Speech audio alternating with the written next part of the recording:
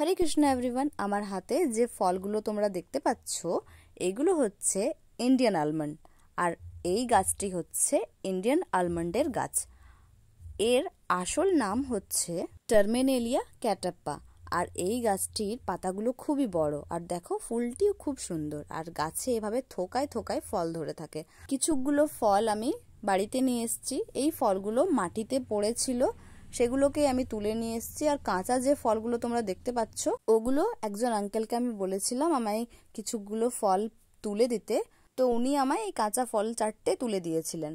আর এই দেখো বাড়িতে এগুলোকে আমি নিয়ে চলে এসেছি। এবারে এক্সপেরিমেন্ট করার পালা যে এর ভেতরে কেমন টাইপের বাদাম থাকে। সবাই তো বলে এটা নাকি ইন্ডিয়ান আলমন্ড, তো দেখা যাক কেমন আলমন্ড আছে। সত্যিই বলছি, এর ওপরের খোসা ছাড়াতে গিয়ে আমার হালত একদম খারাপ হয়ে গেছিল।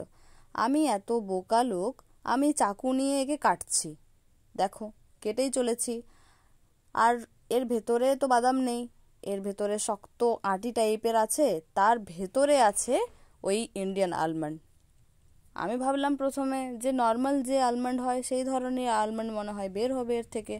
তার জন্য একে খুব সুন্দরভাবে আমি ছুলে ছেঁচে দেখো রেডি করে নিয়েছি। একটা ছাড়ানোর পরে এই ইয়েলো কালারেরটা নিয়েছি, আর এর থেকে একটা এমন গন্ধ বেরোচ্ছিল যার জন্য যত রাজ্যের মাছি আছে সব কিন্তু জড়ো হয়ে যাচ্ছিল। আমি বললাম বাপরে বাপ। আর এই ফলটা আমি কোথা থেকে নিয়ে এসেছি জানো তো?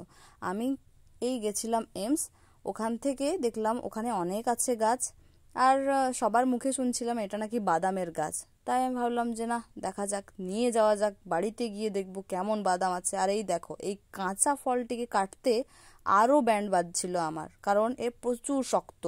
তাই ভাবলাম থাকতে দাও, এর থেকে তো কিছু বেরোবে না। তাই ওকে সাইডে রেখে তারপরে একটা বুদ্ধি এলো, না এভাবে থেতো করে তাড়াতাড়ি কাজটা হতে পারে। তাই চাকুকে ফেলে এভাবে থেতো করে নিয়ে তাড়াতাড়ি আমি এগুলোকে ছাড়িয়ে নিলাম। এরপরে দেখো খুব কষ্ট করে কিন্তু এতগুলো ফল থেকে মাত্র একটা আলমন্ড আমি খুব ভালোভাবে বের করতে পেরেছি। সত্যি বলছি, টেস্টে খেতে কিন্তু একদম অরিজিনাল আলমন্ডের মতোই। আজকে তাহলে আসি, হরে কৃষ্ণা।